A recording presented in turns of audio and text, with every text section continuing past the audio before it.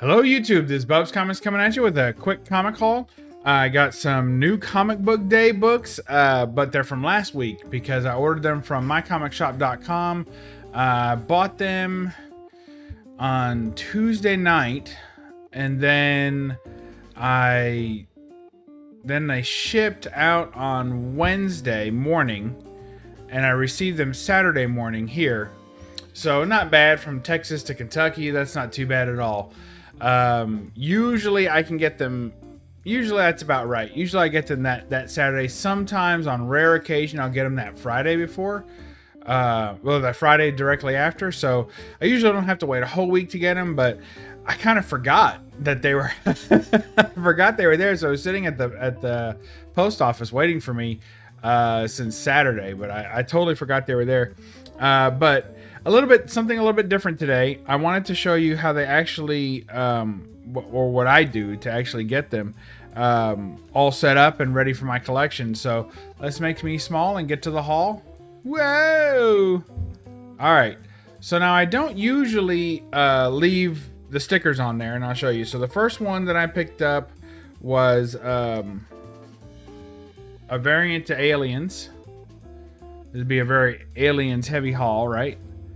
So this, I think, is the Ron Lim variant, or is the other one? I don't know. No, that's Ron Lim, and I forget. Oh, this is David Finch.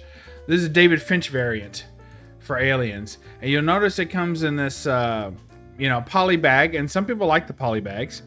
Everything in my collection's in Mylar, Mylite, whatever, but no poly bags in my collection. So I'm gonna have to trade this out. Even to me, even if it's a dollar book, if it's worth being in my collection, it's worth presenting well, and it's not that much more for the Mylars. In fact, some of them are even cheaper, or about the same price. So here you go. This variant edition, letter F, it says.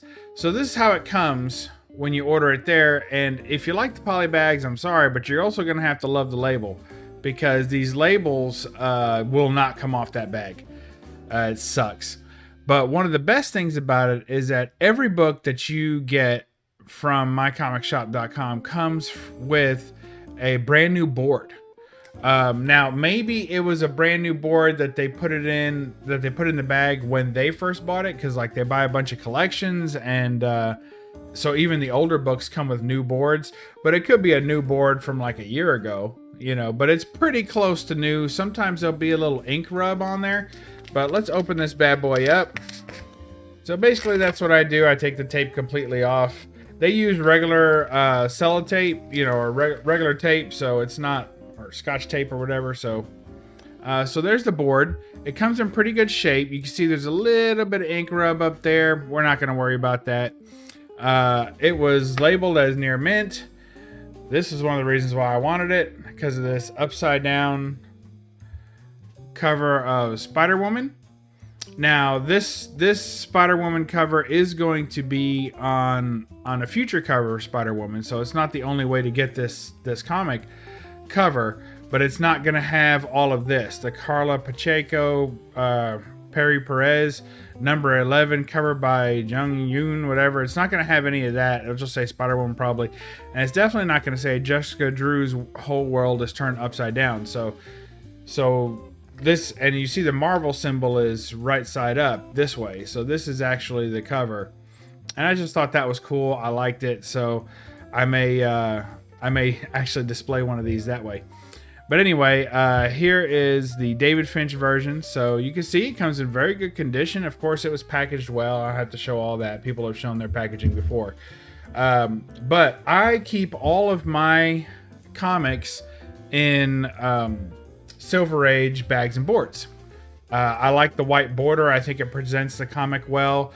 And I like the extra protection. When you get a modern book in a modern size bag and board, you don't get very much protection. When you drop it, the corner mashes, and that's the end of it. At least with this, there's a little bit of room for it to move around, and it's not so stuck in the corner, as you'll see. So then I take the book, I pull the flaps up, which if you have Mylar, you ever shorn off the cover of a book, you got to make sure you pull the flap up. And then I tuck it in, I give it a small tap, And there you go. That's my book. And I fold it over, and I use wall safe Scotch tape. Now, if you have really thick Mylar, this won't hold it down. It's not strong enough. But for the same reason of that is why I use it. It's very, very light, and you can actually leave it on a book. I've done some testing on it. You can leave it on a book, most books, for quite a while, and when you pull it off, it doesn't do anything. So, very easy to remove, very easy to apply, and very little chance of getting a tape pull on a book. Now, I know a lot of people are like, well, just take the tape off and never use it again. That's fine. If you're an avid reader, then I would recommend doing that. If you're constantly taking books in and out of the bag, this book will probably never leave this bag again. So just putting a piece of tape on there just in case I pop it open and want to look at it, and the tape doesn't cause any tape pulls later. So against this or any other book.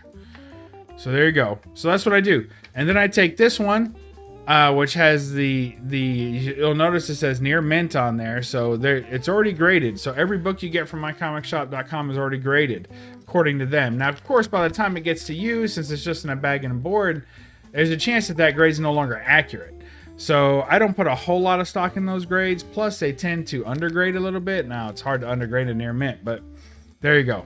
All right, next up, we've got another variant. This is the Ron Lim Aliens variant. Aliens #1 by Marvel. It's my understanding the story's not very good, but you can't take everybody's word on that. But for me, I was really more going after the covers on these, and I don't intend to buy a bunch. So here's that again. Take that off. I don't intend to buy a bunch of these. So I am going to read the story, but I don't intend to purchase them all. So I'll probably read them digitally and go from there. So you slide that right in. Usually it's a lot faster than this, but for the sake of the video, I was just taking my time. All right, well, there you go. So there's another one. There's the Ron Lim variant. I like that one a lot too. Thought that was really cool. And I don't have a lot of Ron Lim stuff. I'm not like a huge Ron Lim fan. I know some people are. But if I ever do see him at a convention, then this is probably the book I get signed. And maybe a couple of others that I'll pick up on the way. So there you go. Now, I wanted to show this one in particular. So this is the A cover. I saved it for last. And the reason being is that a couple things I want to discuss about this cover. One is I definitely wanted the In-hyuk Lee cover for this book, because you know that they're going to make a Predator book. They're going to probably reboot the Predator series or have another storyline and do a #1 with the Predator series that is somewhere in this same continuity of where this story takes place. And then they're going to probably put the A cover as In-hyuk Lee.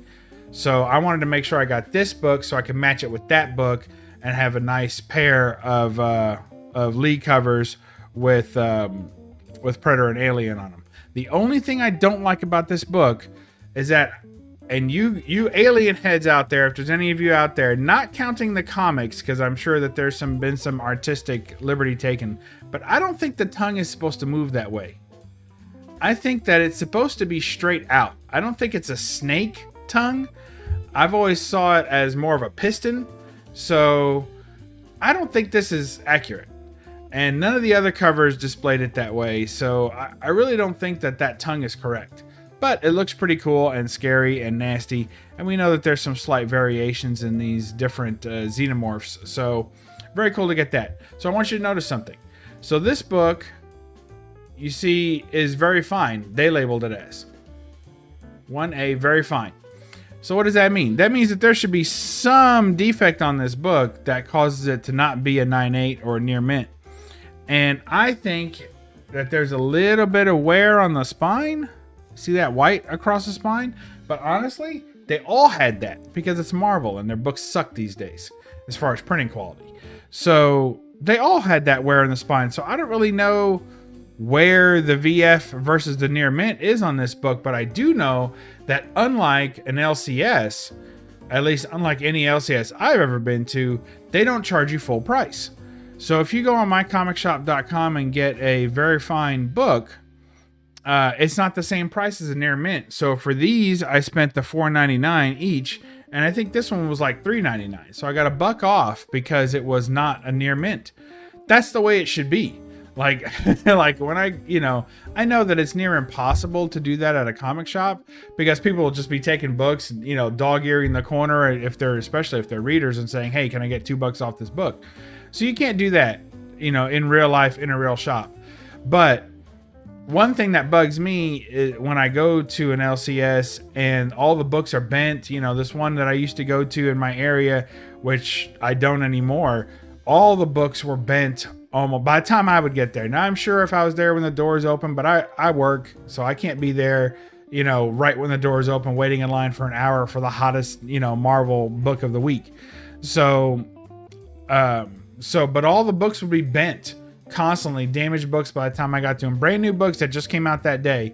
Most of them would not even be close to considered a possible 9.8. So it's like, and yet I'm paying full price. Well, if I'm good with that, and I am, I don't want them terribly damaged, but if they got a little, bend or something or a fingerprint, I don't really care about that. So if I go to MyComicShop.com and I get one that has something wrong with it, it's a VF instead of a near mint, then no big deal, because I'm not paying full price, and that's kind of where I draw the line. Now you say, well, Bub, yeah, but you're paying shipping.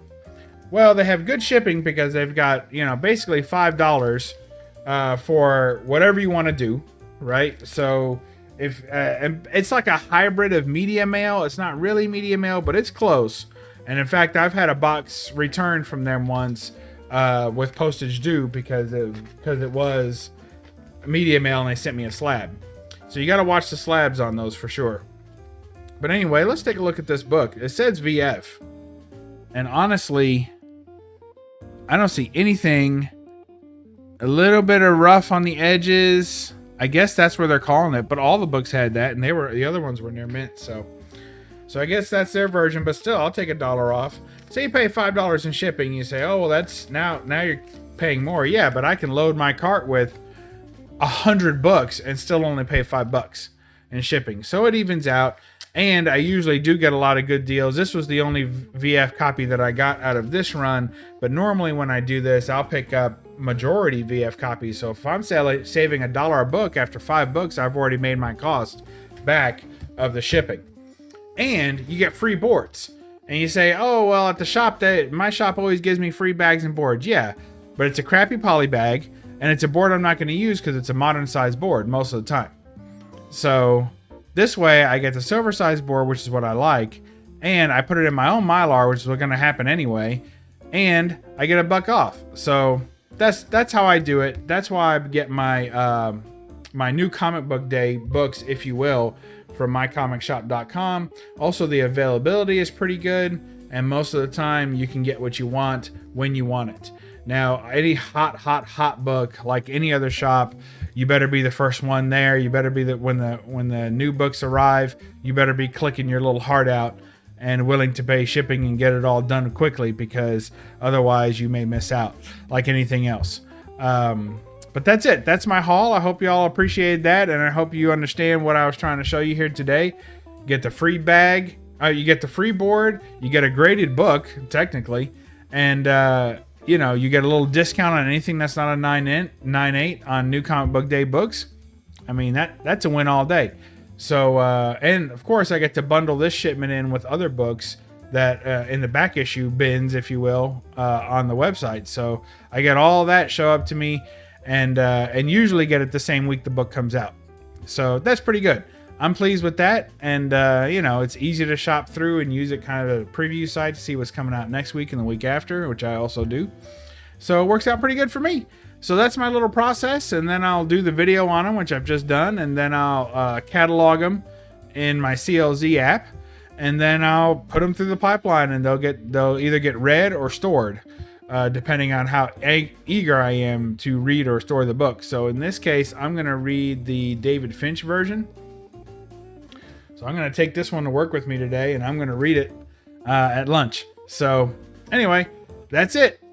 We'll catch you next time on BUB'S Comics. Remember to read a comic and don't apologize for the glare. Bye-bye.